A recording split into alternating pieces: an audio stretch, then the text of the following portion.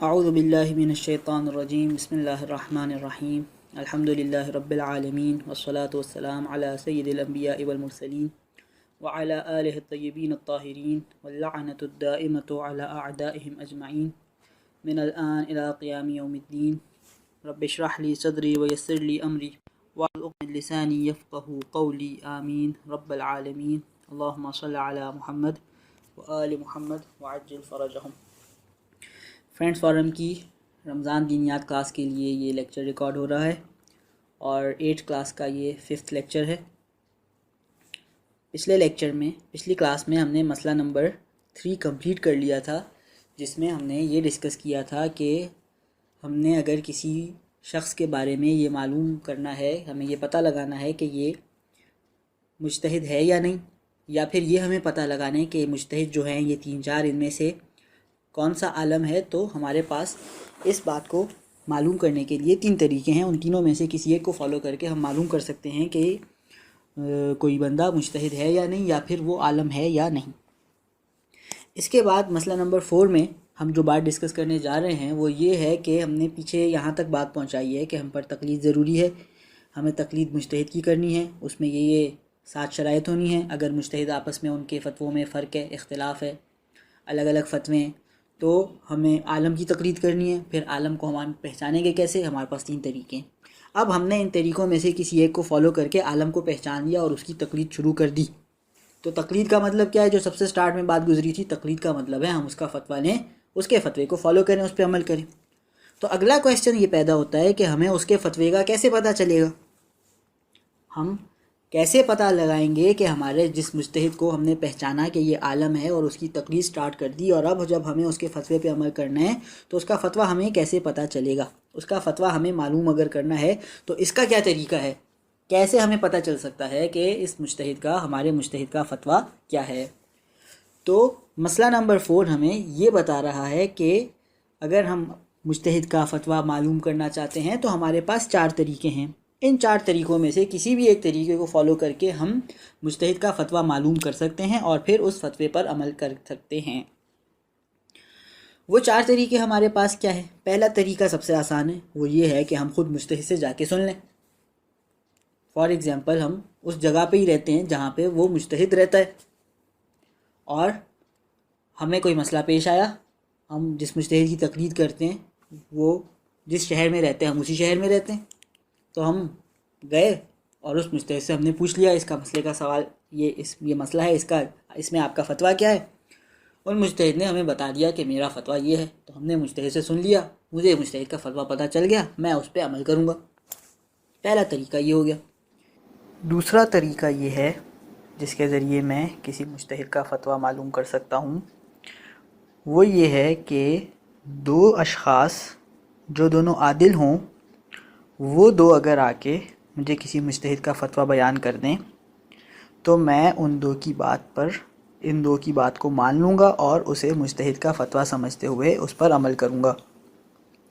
مثال کے طور پہ مجھے کوئی مسئلہ پیش آیا تو میرے نزدیک میرے ایک ٹیچر ہیں، وہ بھی عادل ہیں، اور میرے فادر ہیں، وہ بھی عادل ہیں، تو میں نے ان دونوں سے یہ مسئلہ پوچھا اور ان دونوں نے مجھے اس مسئلے میں مجتہد کا فتویٰ بتا دیا، تو مجھے 2 عادل افراد نے مجتہد کا فتویٰ بیان کر دیا۔ تو اب ان 2 کی بات کو میں مانتے ہوئے، اسے مجتہد کا فتویٰ سمجھتے ہوئے اس پر عمل کر سکتا ہوں۔ یہ دوسرا طریقہ۔ تیسرا جو طریقہ ہے میرے پاس وہ یہ ہے کہ میں کسی ایسے انسان سے مجتہد کا فتویٰ سنوں جس پر مجھے بھروسہ ہے، جس پر مجھے اطمینان ہے۔ مثال کے طور پہ محلے کے پیش امام ہیں، میرے اسکول کے ٹیچر ہیں، میرے پیرنٹس ہیں، میری امی ہیں، میرے ابو ہیں۔ میں ان میں سے کسی سے مجتہد کا فتویٰ، مجھے کوئی پرابلم پیش آیا، میں جا کے اپنے ابو سے پوچھوں کہ اس میں مجتہد یہ میرا پرابلم ہے، اس میں مجھے کیا کرنا چاہیے، وہ میرے ابو مجھے بتا دیں کہ آپ جن کی تقلید کرتے ہیں ان کا فتویٰ یہ ہے کہ آپ کو یہ کام کرنا چاہیے، تو اور مجھے ان کی بات پہ بھروسہ ہے، اپنے ابو کی بات پہ مجھے بھروسہ ہے، یا اپنے ٹیچر کی بات پہ مجھے بھروسہ ہے، تو ایک بندہ کوئی جس کی بات پہ مجھے بھروسہ ہے وہ مجھے بتا دے کہ مجتہد کا فتویٰ یہ ہے، تو میں اس کی بات مان کر اس فتوے پہ عمل کر سکتا ہوں۔ یہ ہے ہمارے پاس تیسرا طریقہ۔ اور چوتھا اور آخری طریقہ کیا ہے؟ وہ یہ ہے کہ مجتہد نے کوئی کتاب لکھی ہے، میں اس کتاب میں جا کے دیکھوں اور مجتہد کا فتویٰ پڑھوں اور اس کو فالو کروں۔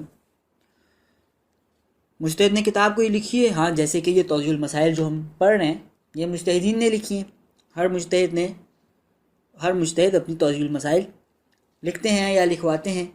تو میں اس کتاب میں جو مجتہد کی طرف سے لکھی گئی ہے، توضیح المسائل ایک ایگزامپل ہے، اس کے علاوہ مجتہدین اور بھی کتابیں لکھتے ہیں، تو میں ان میں سے کسی بھی کتاب میں جو مجتہد نے لکھی ہے اپنے فتووں کے لیے، اپنے فتوے بتانے کے لیے لوگوں کو، اس کتاب میں میں مجتہد کا فتویٰ پڑھوں۔ لیکن یہاں پہ ایک کنڈیشن ہے، وہ کنڈیشن یہ ہے کہ مجھے یہ اس بات کا اطمینان ہونا چاہیے، مجھے اس بات پر بھروسہ ہونا چاہیے کہ یہ جو کتاب ہے یہ کتاب صحیح ہے۔ ایسا نہیں ہے کہ یہ کتاب کسی اور نے لکھ کے میرے مجتہد کے نام سے جھوٹی مشہور کر دی ہے، ایسا نہیں ہے کہ یہ کتاب میرے مجتہد جو ہیں وہ مثال کے طور پہ کوئی اور ہیں، یہ کتاب کسی اور نے لکھ دی، میرے مجتہد فار ایگزامپل آغا سیستانی ہے، یہ کتاب کسی بھی اور بندے نے اپنی طرف سے لکھ دی ہے اور اس کے اوپر لکھ دی ہے آغا سیستانی کا نام، اور یہ مارکیٹ میں اس نے بیچ دیے۔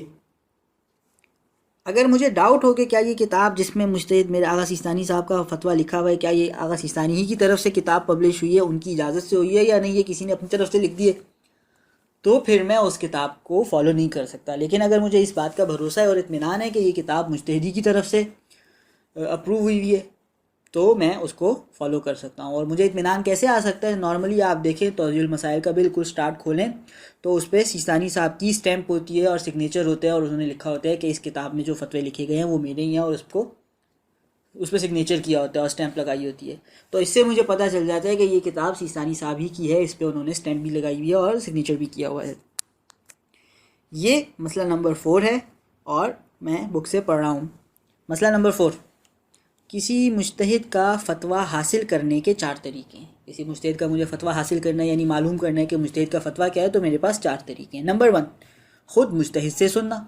میں خود مجتہد سے اگر سن سکتا ہوں، میں اسی شہر میں رہتا ہوں جہاں مجتہد ہے، میں جا کے پوچھ سکتا ہوں، یا میرے پاس مجتہد کا فون نمبر ہے، میں کال کر کے پوچھ سکتا ہوں، تو میں مجتہد کو کال کروں اور ان سے پوچھ لوں۔ نمبر 2، مجتہد کا فتویٰ بیان کرنے والے 2 عادل اشخاص سے سننا۔ ایک تو 2 ہونے چاہیے، ایک نہیں چلے گا۔ دوسری بات، دونوں عادل ہونے چاہیے، پھر ایسے 2 بندے جو کہ عادل بھی ہیں وہ مجھے بتا دیں کہ مجتہد کا فتویٰ یہ ہے، تو میں ان کی بات مان لوں گا۔ تیسرا طریقہ، کسی ایسے شخص سے سننا، چاہے ایک ہی شخص ہو لیکن جس کی بات پر اطمینان ہو، مجھے بھروسہ ہے کہ یہ بندہ مجھے جو بات بتا رہا ہے یہ صحیح بتا رہا ہے۔ جس کی اگزامپل میں نے آپ کو کیا دی، ہماری مسجد کا پیش امام ہے، مجھے پتہ ہے یہ ایک عالم دین ہے، پڑھے لکھے ہیں اور ان کو مجتہد کے فتوے پتہ ہوتے ہیں، یہ مجھے جھوٹ نہیں بولیں گے، غلط بیانی نہیں کریں گے، یا میرے ٹیچر ہیں یا میرے فادر ہیں وغیرہ۔ اور چوتھا اور آخری طریقہ جس سے ہم مجتہد کا فتویٰ معلوم کر سکتے ہیں وہ کیا ہے؟ مجتہد کی کتاب، مثلاً توضیح المسائل۔ توضیح المسائل ایک ایگزامپل ہے، کیونکہ توضیح المسائل کے علاوہ مجتہد نے اور بھی کتابیں لکھی ہوتی ہیں جن میں میں دیکھ سکتا ہوں مجتہد کا فتویٰ۔ مجتہد کی کتاب میں پڑھنا، میں اگر مجتہد کی کتاب میں پڑھ لوں اور اس میں لکھا ہوا ہے کہ میرے مجتہد کا فتویٰ یہ ہے، تو میں اس کو فالو کر سکتا ہوں۔ لیکن ایک شرط ہے، ایک کنڈیشن ہے، بشرطی کہ اس کتاب کی صحت کے بارے میں اطمینان ہو۔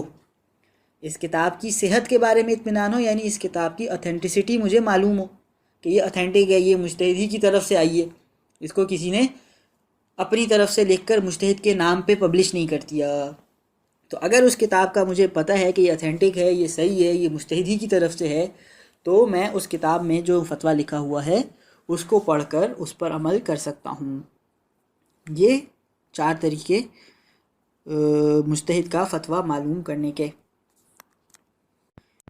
اس کے بعد ہمارا نیکسٹ مسئلہ نمبر 5۔ اس مسئلے میں ہمیں یہ بتا رہے ہیں، ابھی ہم نے مسئلہ نمبر 4 میں کیا ڈسکس کیا کہ مجھے مجتہد کا فتویٰ کیسے معلوم کرنا ہے۔ اب میں نے کسی بھی ایک طریقے کو فالو کیا اور مجتہد کا فتویٰ معلوم کر لیا۔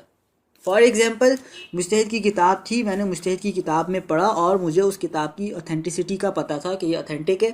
اس کتاب میں نے مجتہد کا فتویٰ پڑھا اور اس پہ عمل کرنا شروع کر دیا۔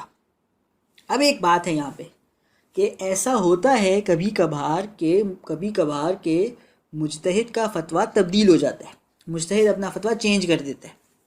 کیوں کر دیتا ہے وہ ایک الگ ٹاپک ہے. اس کی بہت سی وجوہات ہوتی ہیں. مثال کے طور پہ مجتہد ہے، وہ اب پڑھائی لکھائی کر کے فارغ تو نہیں ہو چکا، وہ ساتھ ساتھ ابھی بھی پڑھتا ہے، بکس پڑھتا ہے، احادیث پڑھتا ہے، آیتیں پڑھتا ہے. تو پاسبل ہے کہ اس کو کسی مسئلے میں فتویٰ دینا تھا، تو اس نے جب احادیث پڑھی تو اس نے کئی احادیث پڑھی اور اس کو سمجھ میں آیا کہ یہ خدا کا حکم ہے، اس نے فتویٰ دے دیا. لیکن وہ ہر روز مزید پڑھتا رہتا ہے، مزید احادیث پڑھتا رہتا ہے اور احادیث پڑھتا رہتا ہے اور ان میں غور و فکر کرتا رہتا ہے.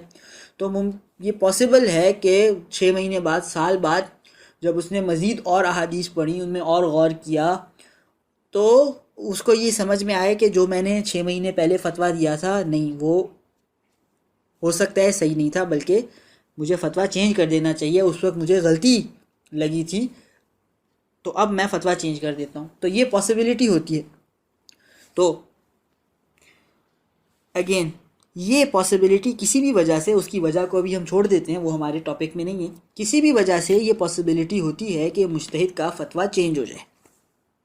میں نے آج مجتہد کی کتاب میں دیکھا اور مجتہد کا فتویٰ پڑھا اور اس کو فالو کرنا شروع کر دیا. لیکن کیا پتہ 6 مہینے جب گزرے تو ہو سکتا ہے مجتہد کا فتویٰ چینج ہو گیا ہو، مجھے تو نہیں معلوم. میرے پاس تو وہی کتاب ہے جس کو میں فالو کرتا آ رہا ہوں.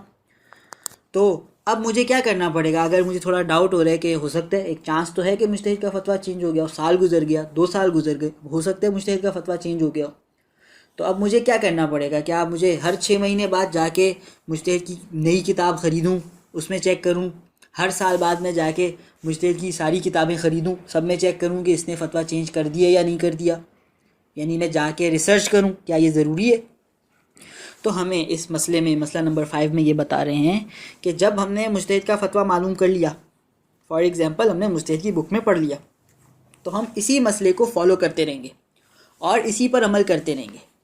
اور اگر ہمیں ڈاؤٹ ہو کہ ایک پاسبلٹی ہے کہ مجتہد نے فتویٰ چینج کر دیا ہو، تو ہم اس کو نگلیکٹ کریں گے، اس کو دھیان اس پر نہیں دھریں گے، اور جو ہمیں فتویٰ ہم نے بک میں پڑھا تھا اسی کو فالو کرتے رہیں گے.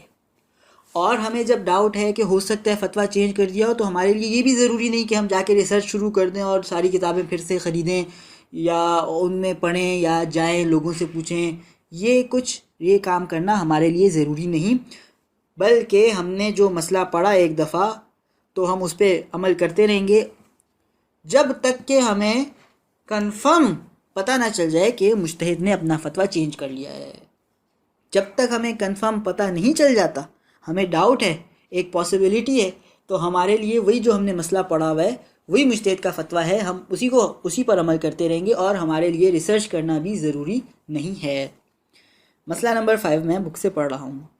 جب تک انسان کو یہ یقین نہ ہو جائے کہ مجتہد کا فتویٰ بدل چکا ہے، جب تک مجھے کنفرم پتہ نہیں چل جاتا کہ میں نے جو 6 مہینے پہلے فتویٰ پڑھا تھا بک میں، اب وہ چینج ہو چکا ہے، اگر مجھے کنفرم پتہ چل جاتا ہے تو اب میں جو نیا فتویٰ آیا اس پہ عمل کروں گا. لیکن جب تک انسان کو یقین نہ ہو جائے یعنی اس کو 100% کنفرم پتہ نہ چل جائے کہ مجتہد کا فتویٰ بدل چکا ہے، تب تک وہ کیا کرے گا؟ وہ کتاب میں لکھے ہوئے فتوے پر عمل کر سکتا ہے. جو اس نے بک میں فتویٰ پڑھا تھا وہ اسی کو فالو کرتا رہے گا، اسی پر عمل کرتا رہے گا.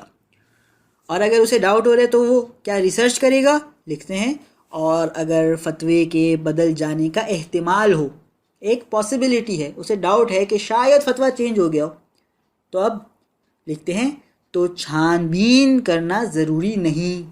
چھان بین کرنا یعنی تحقیق کرنا، یعنی ریسرچ کرنا، کہ وہ جائے بکس نکالے، نئی بکس خریدے، دوسرے علماء کو فون کرے، پتہ کرے کہ چینج ہوا ہے نہیں ہوا.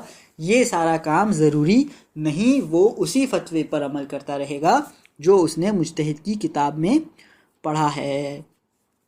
والحمد للہ رب العالمین.